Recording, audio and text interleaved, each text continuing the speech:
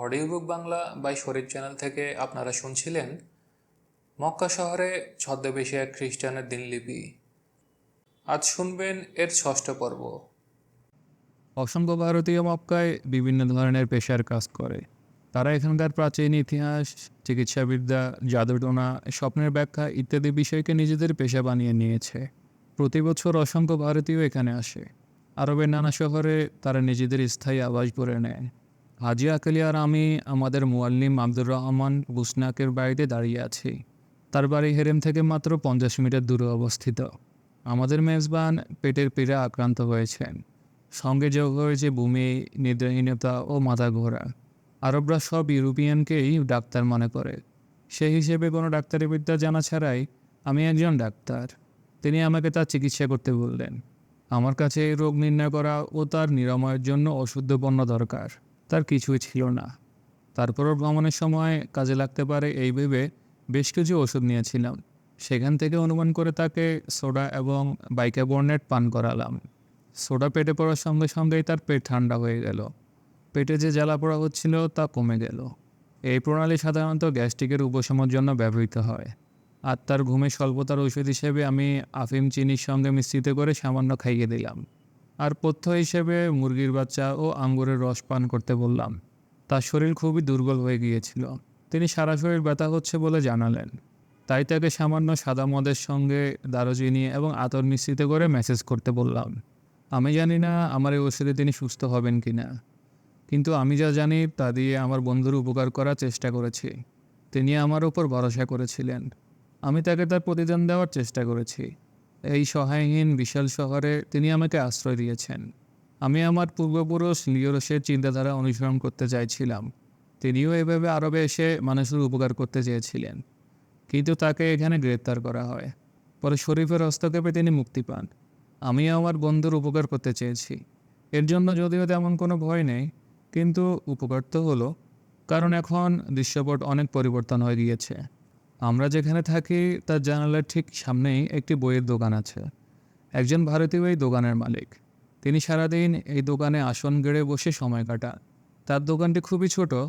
এছাড়া তিনি বিভিন্ন সাজ সরঞ্জাম, জরি ও নকশার কাজ করে থাকেন।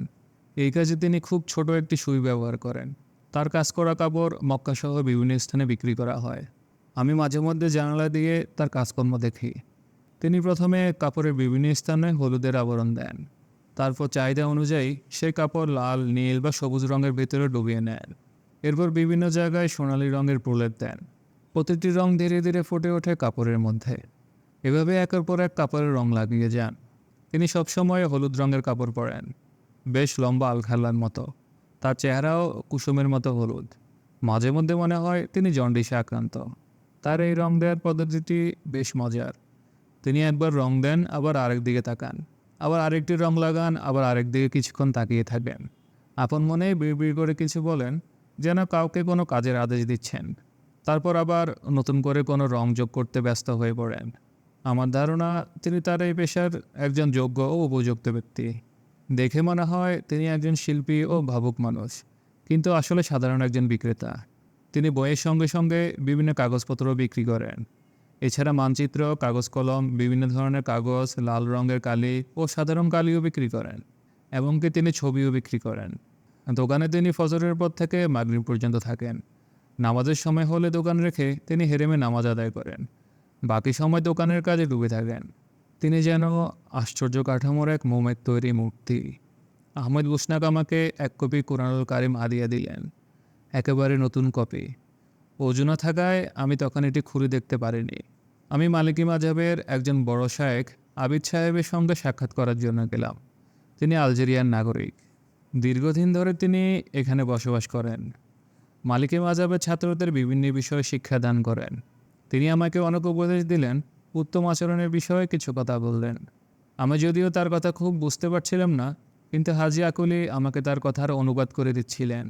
শায়েক রেশমি সুতায় তার ঘরের চাবি আর এক কপি কোরআন শরীফ ঝুলিয়ে রেখেছিলেন। সেই সুতা নাড়িয়ে তিনি আমাদের জন্য মক্কা থেকে ফিরে যাওয়ার একটা ভালো সময় খুঁজছিলেন। এক সময় হঠাৎ তিনি পবিত্র কোরআন পূর্ব দিকে রেখে দিলেন। যাদের ভাগ্য ভালো তাদের ক্ষেত্রে তিনি এমনটি করেন। বেশিরভাগ ধর্মপ্রাণ ব্যক্তিকে দেখেছি এই ধরনের জাদুটনায় বিশ্বাস করেন। এসব নিছক সান্ত্বনা ছাড়া আর কোনো কাজ করে বলে আমার মনে হয় না। আমি যে সময় মক্কা ভ্রমণ করেছিলাম তখন হজের মৌসুম ছিল না। এটা আমার সৌভাগ্য বলতে হবে, কারণ এই সময়টায় ভিড় তেমন থাকে না। এতে করে আমার থাকা খাওয়ার কোনো কষ্ট হয়নি।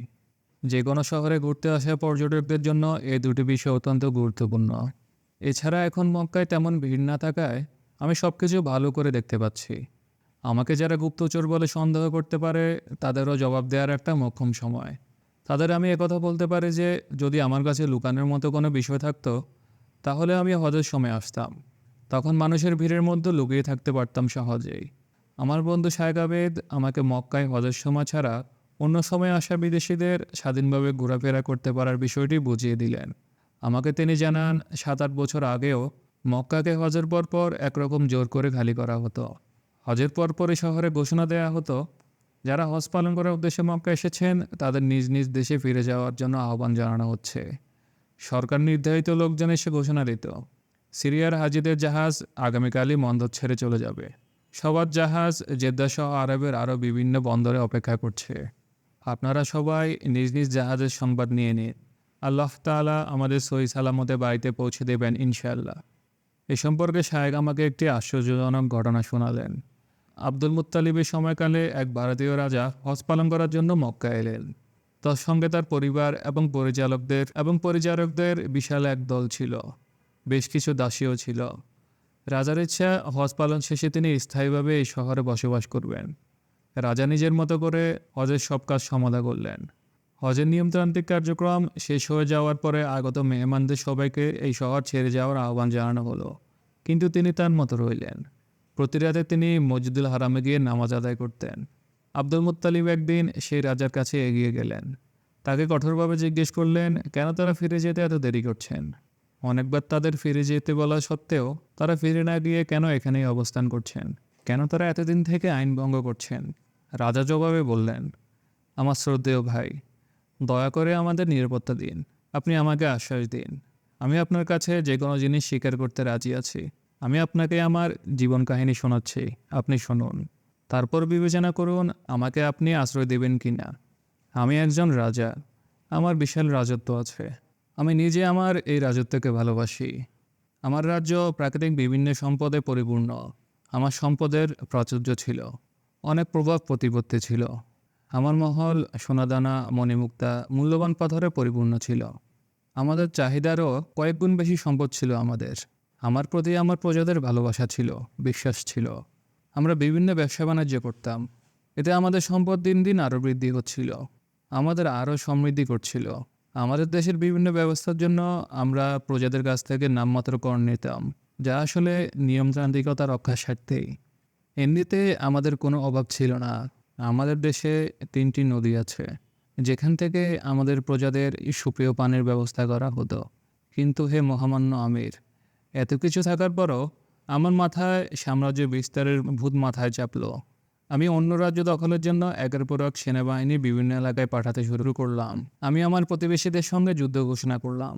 যাদের সঙ্গে একসময় মিলেমিশে সময় কাটিয়েছি তাদের বিরুদ্ধে আবার রণহুঙ্কার দিলাম। তারা আমার পূর্বপুরুষদের সঙ্গে শান্তিতে বসবাস করেছে, আমার সঙ্গেও তারা সেভাবেই বাস করতে চেয়েছিল, কিন্তু তাদের এই যাওয়া যেন আমার পছন্দ হলো না। আমার এই ভুল সিদ্ধান্তের কারণে হাজার হাজার মানুষের প্রাণহানি হয়েছিল।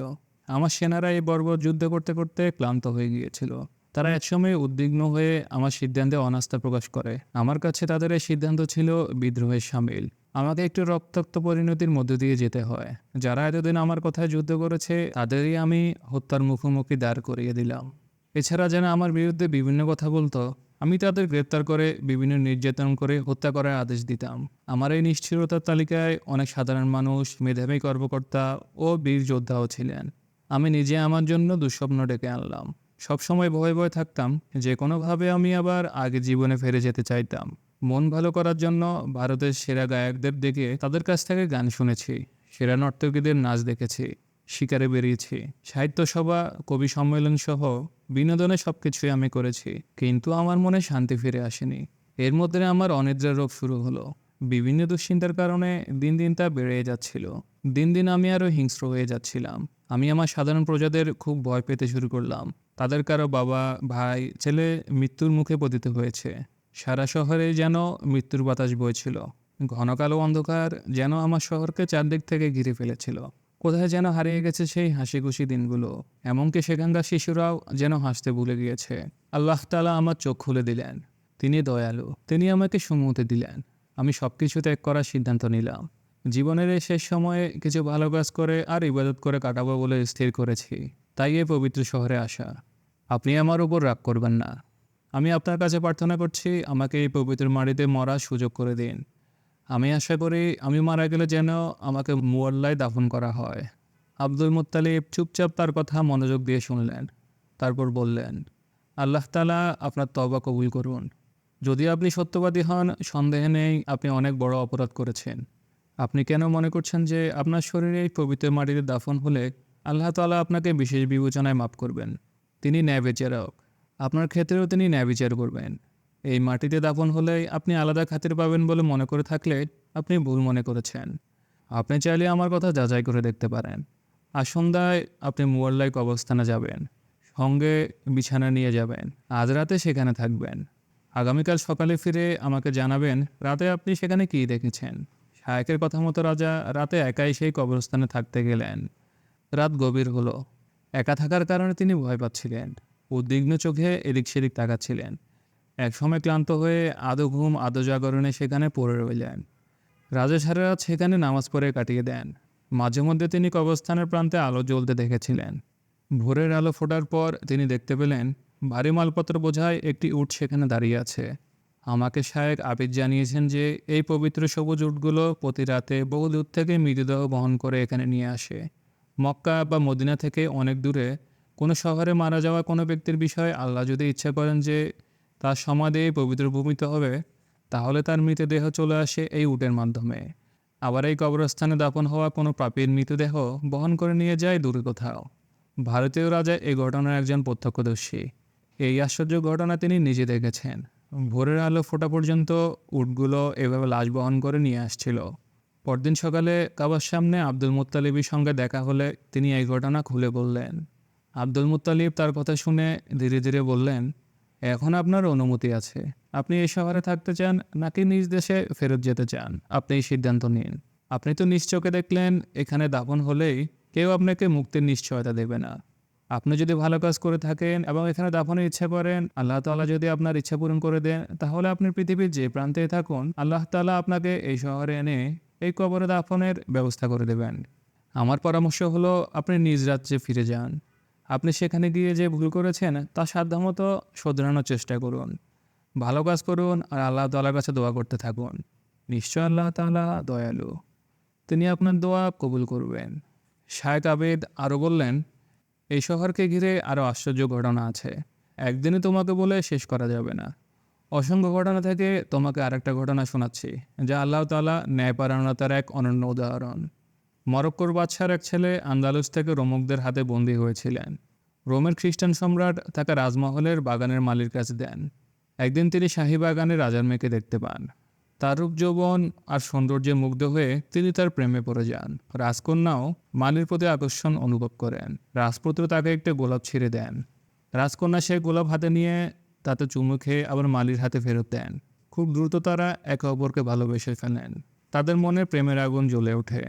রাজকন্যা প্রতি রাতে রাজপুত্রকে নিয়ে বাগানে আসতেন।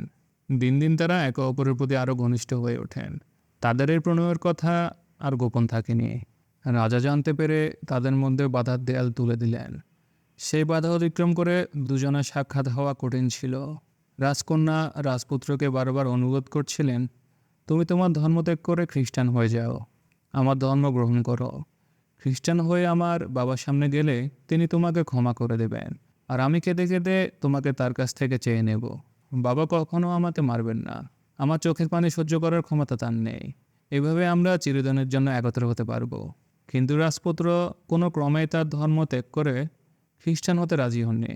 তিনি ইসলামের ওপর অটল থাকার সিদ্ধান্ত নেন। একদিন রাজকন্যা তার সব কিছু ছেড়ে এসে তাকে বললেন, আমি যদি মুসলমান হতে চাই তাহলে আমার করণীয় কী? তিনি বললেন, এটা খুবই সহজ, তোমাকে দুটি বাক্যে সাক্ষ্য দিতে হবে। বলো, লা ইলাহা ইল্লাল্লাহ মুহাম্মাদুর রাসূলুল্লাহ। রাজকন্যা বিমোহিত স্বরে ঘোষণা করলেন যে লা ইলাহা ইল্লাল্লাহ মুহাম্মাদুর রাসূলুল্লাহ। আল্লাহ তাআলা তাকে ঈমানের সৌভাগ্য দান করলেন। তারা দুজন ঈমানের সুবাতাস পাচ্ছিলেন। রাজার কাছে এই খবর গেল যে তার মেয়ে রাজপুত্রের কাছে গিয়ে ইসলাম ধর্ম গ্রহণ করেছেন। তাদের দুজনকেই রাজার সামনে নিয়ে আসা হলো। তিনি জোর করে ধর্মান্তরিত করার অপরাধে রাজপুত্রকে কঠোর শাস্তি দিয়ে মেরে ফেলার আদেশ দিলেন। কিন্তু রাজকন্যার কান্নাকাটি আর চোখের পানিতে নরম হয়ে শেষ পর্যন্ত তিনি তাকে ছেড়ে দিতে সম্মত হন। তার মৃত্যুদণ্ডের আদেশ বাতিল করে তাকে মুক্ত করে দেয়া হয়। রাজপুত্র এই সুযোগ কাজে লাগিয়ে ইচ্ছে করলে আন্দালুস ফিরে যেতে পারতেন, কিন্তু তিনি তা না করে তার প্রেমিকার দেখা পাওয়ার আশায় শাহী মহলের আশপাশে দাঁড়িয়ে থাকতেন। এদিকে রাজকুমারী প্রেমিকের বিরহে শয্যাশায়ী হলেন। দিন দিন তিনি না খেয়ে নিজেকে শেষ করে দিলেন প্রায়। অনেক চিকিৎসা করেও তার কোনো রোগ ভালো করা গেল না। কিছুদিনের মধ্যে তিনি মারা গেলেন। এক খ্রিস্টান গোরস্থানে তাকে দাফন করা হয়। রাজপুত্র রাজকুমারীর এই পরিণতির জন্য নিজেকে অপরাধী ভাবতেন। তারা একত্রে যে সময় কাটিয়েছেন তা ছিল তার জীবনের শ্রেষ্ঠ সময়। এদিকে রাজপুত্র প্রেমিকার বিরহে পাগলের মতো হয়ে গেলেন। কিছুদিন পর তিনি সিদ্ধান্ত নিলেন, রাজকুমারী যেহেতু মুসলমান হয়েছিলেন, তাই তার লাশ কবর থেকে তুলে তিনি তা ইসলামী রীতিতে দাফন করবেন। তার শেষকৃত্য খ্রিস্টান রীতিতে হয়েছিল।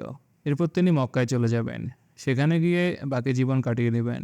সিদ্ধান্ত মোতাবেক রাতের আঁধারে তিনি কবরস্থানে গিয়ে তার হাত দিয়ে রাজকুমারীর কবর খুঁড়তে শুরু করলেন। বেশ কিছুক্ষণ খোঁড়া হয়ে গেলে তিনি কবরে যা দেখলেন তা নিজের চোখেই বিশ্বাস করতে পারছিলেন না। তিনি দেখলেন রাজকুমারীর লাশ কোথায়। এ যে এক আরব বৃদ্ধের লাশ, আর তার আঙ্গুলে একটি মূল্যবান পাথরের আংটি। তিনি সেই মূল্যবান আংটি নিয়ে সেখান থেকে পালিয়ে সোজা মক্কায় চলে গেলেন। যাত্রা পথে তাকে পদে পদে বিভিন্ন লাঞ্ছনা গঞ্জনা সহ্য করতে হয়েছে। নানা কষ্ট করার পর তিনি মক্কায় এসে পৌঁছান। তার সহায় সম্বল যা ছিল তা হারিয়ে তিনি প্রায় নিঃস্ব। তিনি ইচ্ছা করলেন আর দুনিয়া নয়, এখন থেকে সবসময় আল্লাহর নৈকট্য লাভের চেষ্টা করবেন। একদিন তিনি কাবা শরীফের সামনে বসেছিলেন, নামাজ আদায় করে বিভিন্ন তসবিহ পাঠ করছিলেন। এক যুবক তার দিকে দৌড়ে এলো।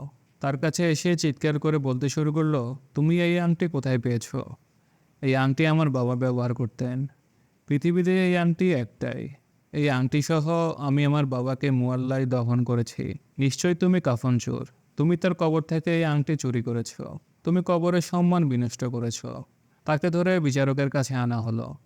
বিচারক তাকে জিজ্ঞেস করলেন, তুমি এই আংটি কোথায় পেয়েছো? যদি সত্যিই তুমি চুরি করে থাকো তাহলে তোমার হাত কাটা হবে। উত্তরে রাজপুত্র বললেন, আমি এই আংটি রোমের এক কবরে পেয়েছি। এরপর তিনি সবিস্তারে তার সব ঘটনা খুলে বললেন। সবাই মন্ত্রমুগ্ধের মতো কথা শুনছিলেন। বিচারক বললেন, এখন আমরা মুয়াল্লায় যাব। সেখানে গিয়ে আসল ঘটনা তদন্ত করব। যুবক, তুমি সেখানে গিয়ে তোমার বাবার কবর খুলবে। আমার ধারণা এতেই সত্য ঘটনা বেরিয়ে আসবে। সবাই মিলে সেই কবরস্থানে গিয়ে কবর খোঁড়া শুরু করলো। কবর খোঁড়া মাত্রই এক সুবাস এসে লাগলো তার নাকে। আরও কিছুটা খোঁড়ার পর দেখা গেল সেই বৃদ্ধের লাশ সেই কবরে নেই। সেখানে পড়ে আছে সেই রাজকন্যার লাশ, যাকে রোমের খ্রিস্টান গোরস্থানে দাপন করা হয়েছিল। তার হাতে মূল্যবান চুড়ি একেবারে অবিকৃত অবস্থায় পড়ে আছেন। কোনো সন্দেহ নেই তিনি কালেমা পড়ে মুসলিম হয়েছিলেন। শায়েখ আবিদ আমাকে আরও কয়েকটি ঘটনা শোনালেন, যাতে সেই শহর সম্পর্কে আমার বিশ্বাস দৃঢ় হয়। তবে তিনি আমার কিছু প্রশ্ন শুনে বিরক্তিবোধ করলেন। যেমন আমি তাকে আরবি ভাষার উৎপত্তি নিয়ে জিজ্ঞেস করেছিলাম। তাকে বললাম, অনেক ভাষাবিজ্ঞানী দাবি করেন হিব্রু থেকে আরবির উৎপত্তি। তিনি আমার দিকে খুব কঠোরভাবে তাকিয়ে বললেন, এটা একেবারে ভুল কথা। আরবি ভাষা হিব্রু ভাষার জন্মেরও বহু আগে উৎপত্তি হয়েছে। কারণ আল্লাহ কোরআনুল কারিমের আরবি ভাষা অবতীর্ণ করেছেন। কোরআনুল কারিমকে আল্লাহ তাআলা সব কিছু সৃষ্টির আগে সৃষ্টি করেছেন। হিব্রু কোনোভাবেই আরবি ভাষার উৎপত্তিস্থল হতে পারে না। এই সম্পর্কে আমি একটি কিতাব দেখেছি মক্কার এক সংগ্রহশালায়, যা নবী মোহাম্মদ সাল্লাল্লাহু আলাইহি সাল্লাম এর আবির্ভাবেরও কয়েকশো বছর আগে লেখা। আমি এমন দুর্লভ বই দেখার লোভ সামলাতে না পেরে তাকে তা দেখানোর বিনীত অনুরোধ করলাম। তিনি বললেন আগামীকাল তিনি আমাকে সেই বই দেখাবেন, তবে আমি যেন সেই সংগ্রহশালায় ঢোকার চেষ্টা না করি। হ্যাঁ, যদি আমি আরও দীর্ঘ সময় মক্কায় থাকি তাহলে তিনি আমাকে সেখানে নিয়ে যাবেন বলে কথা দিলেন। তবে এখন আমাকে নিয়ে যাওয়াটা পাগলামি ছাড়া আর কিছুই নয়। তিনি বললেন, এখানে আসার সময় পথের ধারে আমি কোনো পাথরের বড় টুকরা দেখেছি কিনা। আমি জানালাম, হ্যাঁ আমি দেখেছি। তিনি জানালেন, এটি আসলে ইসলাম পূর্ব যুগে নির্মিত বিভিন্ন মূর্তির অবয়ব। বহুকাল ধরেই এসব সেখানে ছিল। ওয়াহাবিরা ক্ষমতায় আসার পর সব ভেঙে গুঁড়িয়ে দিয়েছে। পরদিন তিনি সেই বই আনতে ভুলে গেলেন। আমি ওদের আগ্রহে অপেক্ষা করছিলাম যে তিনি আমাকে তা দেখাবেন। আশাহত হলাম। তার সম্পর্কে আমার সন্দেহ আরও ঘনীভূত হলো। আমি তাকে আরবি ভাষার উৎপত্তি সম্পর্কে যে তথ্য দিয়েছিলাম তা সর্বশ্রেষ্ঠ জ্ঞানীদের গবেষণালব্ধ তথ্য। আমার কথা যাচাই করে দেখতেও ইচ্ছে হয়নি তার। কেন মুসলমানদের জ্ঞানী ব্যক্তিরা যেমন কনস্টান্টিনোপলের হামদি ভাইয়েরা আরবি ভাষার উৎপত্তি সম্পর্কে সঠিক তথ্য পশ্চিমা বিশ্বকে জানাতে চান না? আমার কাছে তো মনে হয় আরবি ভাষা বিশ্বের অন্যতম প্রাচীন ভাষা। বরং বলা যায় আরবি ভাষা সব ভাষার মূল। হতে পারে এই তথ্য আবিষ্কারের ফলে আদি আরবদের সম্পর্কে কোনো অজানা সূত্র বেরিয়ে আসবে, যা অবাক করে দেবে সমগ্র বিশ্বকে। আরবের এই অঞ্চলে বিভিন্ন জাতির ইতিহাস বিক্ষিপ্তভাবে লেখা হয়েছে, অথচ তাদের ইতিহাস বেশ প্রসিদ্ধ। কিন্তু মরুভূমির মতো তাদের ইতিহাসের পাতাও শূন্য, তেমন কিছুই নেই। আর ইয়েমেনের কথা কি বলবো? পৃথিবীর অন্যতম সমৃদ্ধ দেশ, অপরূপ এক দেশ, কিন্তু আমরা কতটুকু জানি সেই সম্পর্কে? মক্কার বাড়িঘর জেদ্দার বাড়িঘরের মতোই, পাথর আর চুনের গাঁথনি দিয়ে বানানো। বাড়ির ভেতরে গাছের গুঁড়ির খুঁটি। তবে ব্যতিক্রম আছে। বেশিরভাগ বাড়ি 2 বা 3 তলা, 4-5 তলা বাড়ি আছে। ভারতীয় কাঠের উপর নকশা করা, খুব যত্ন করে নির্মাণ করা, বেশ আকর্ষণীয়। ঘরের অন্দরে সাজসজ্জাও বেশ চমৎকার, আরামদায়ক। বাড়িগুলোর ছাদ তাপমাত্রার দিকে লক্ষ্য রেখে বেশ উঁচু করে বানানো, অনেক যত্ন করে বানানো, বোঝা যায়। এই বাড়িগুলোর সবচেয়ে আরামদায়ক জায়গা হলো এর ব্যালকনি। তবে রাতের বেলা ছাড়া এই ব্যালকনিগুলো কেউ ব্যবহার করে না। এখানকার লোকজন বেশ পরিচ্ছন্ন। রাস্তাঘাট, বাড়ির সামনে খেলার জায়গা সব নিজেরা পরিষ্কার রাখে। দামেস্ক ও প্রাচীন মিশরের রাস্তার মতো। এখানকার অধিবাসীদের কোনো কর দিতে হয় না। তবে কর না দিলে পরিষ্কার পরিচ্ছন্নতা সুষ্ঠু ব্যবস্থা করা কঠিন। এখন তো গাধার পিঠে করে আবর্জনা নিয়ে যাওয়া হয়। পরবর্তী সময়ে তা সম্ভব হবে না। একদিন শহরের দক্ষিণ পশ্চিম দিকে হাঁটছিলাম। শহরের উপকণ্ঠে মূল শহর থেকে বেরিয়ে এলেই চোখে পড়ল আফ্রিকান নিগ্রোদের আবাস। বৃহৎ এলাকা নিয়ে তাদের বসবাস। অবিশ্বাস্য উপায়ে নির্মিত একটি গুচ্ছ গ্রাম, কিন্তু তাদের বাড়িঘরের ব্যবস্থা বেশ হাস্যকর। তেলের ড্রাম দিয়ে ঘরগুলো বানানো। এতে সন্দেহ নেই যে এত তেল মক্কাবাসী ব্যবহার করেছে, কিন্তু তাদের তেল ব্যবহারে আরও সাবধানী হওয়া উচিত। আমি দেখেছি তারা সারা রাত রাস্তায় এবং বাড়িতে বাতি জ্বালিয়ে রাখে। আমি কোনো সংকোচ ছাড়াই এর কারণ জিজ্ঞেস করতাম। এখান থেকে আমরা ওসিস নামক স্থানে পৌঁছালাম। দেখলাম এখানে একটি বাড়ি থেকে ধীরে বেগে পানি বের হচ্ছে। আমার ধারণা এটি কোনো পানির পাম্প হবে। এখানে বিশাল একটি বাগান, যা কয়েক হেক্টর জমিতে অবস্থিত। সারি সারি খেজুর আর কাটা গাছ। আমি সবুজ দেখতে ভালোবাসি, পানির কলকল শব্দ শুনতে ভালোবাসি। এই শহরে প্রচণ্ড গরম। কোথাও কোনো জীবনের চিহ্ন নেই, কোথাও কোনো সবুজ নেই। এই শহর থেকে এত কাছে এক টুকরো তৃণভূমি আমার কাছে স্বপ্ন বলে মনে হচ্ছিল।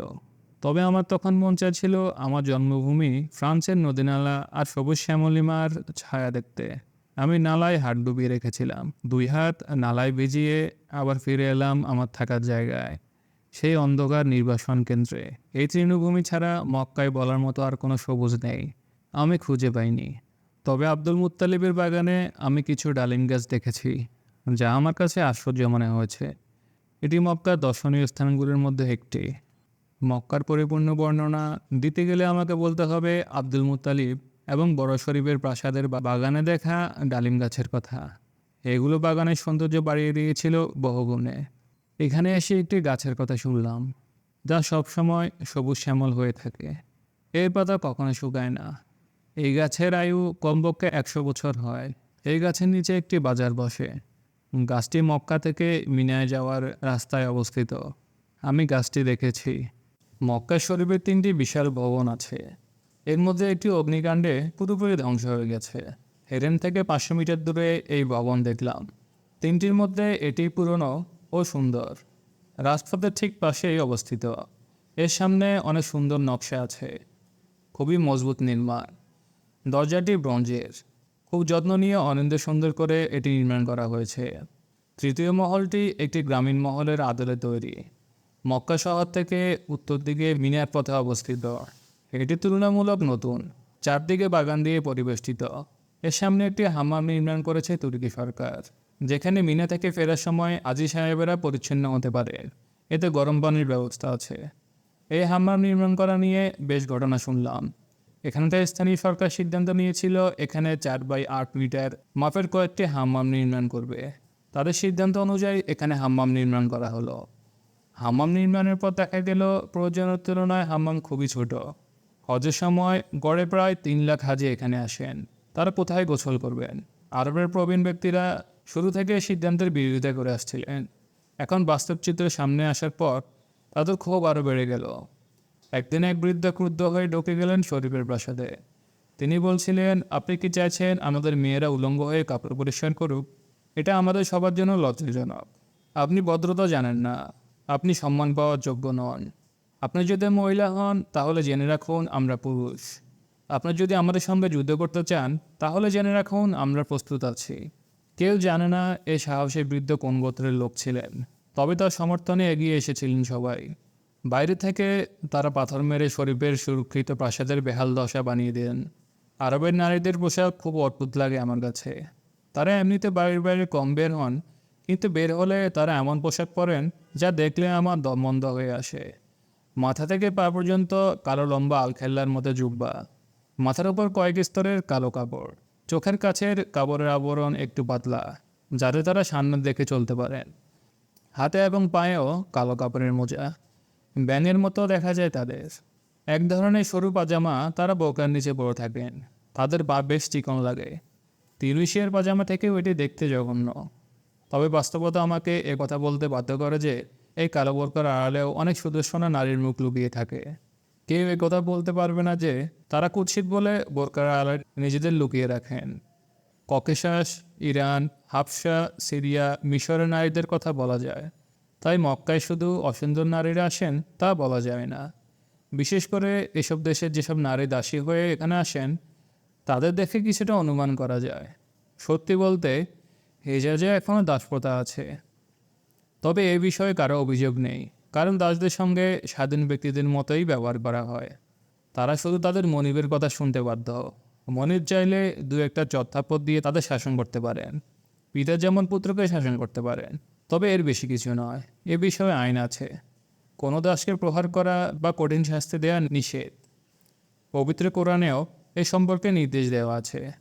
এমনকি কে কোনো দাসকে কেনার আগে তাকে এ সম্পর্কে জিজ্ঞেস করতে বাধ্য করে যে তুমি কি আমার সেবা করতে প্রস্তুত?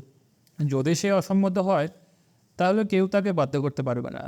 শুধু হেজাজ এবং আরবের দাসদের প্রতি এমন ন্যায়পূর্ণ আচরণ করতে দেখেছি। মক্কার জ্বালানির বেশ অপ্রতুল। এখানে পশুর গোবর প্রধান জ্বালানি হিসেবে ব্যবহার করা হয়। এছাড়া কাঠও জ্বালানি হিসেবে ব্যবহার করা হয়, তবে তা খুব সামান্য। এছাড়া সানা নামের একরকম উদ্ভিদ জ্বালানি হিসেবে ব্যবহার করা হয়, যা খুব দ্রুত পড়ে গিয়ে সাদা মেয়ে ছাই তৈরি করে। মক্কার খাবার বেশ সহজলভ্য। এখানে এক ধরনের খাবার পাওয়া যায় যা বেড়ার দুধের ঘি থেকে তৈরি। দেখতে আহামরি না হলেও বেশ সুস্বাদু। ইউরোপিয়ানদের কাছে এ তেলতেলে ভাব যদিও ভালো লাগবে না, তবু এই খাবার আমাদের কাছে বেশ পছন্দের। তুরস্কের সুলতান নাকি একবার বলেছিলেন, হেজাজের ঘি ছাড়া তো খাবার অপূর্ণ থেকে যায়। Audio book Bangla by Sharif channel থেকে আপনারা শুনছিলেন মক্কা শহরে ছদ্মবেশী এক খ্রিস্টানের দিনলিপি।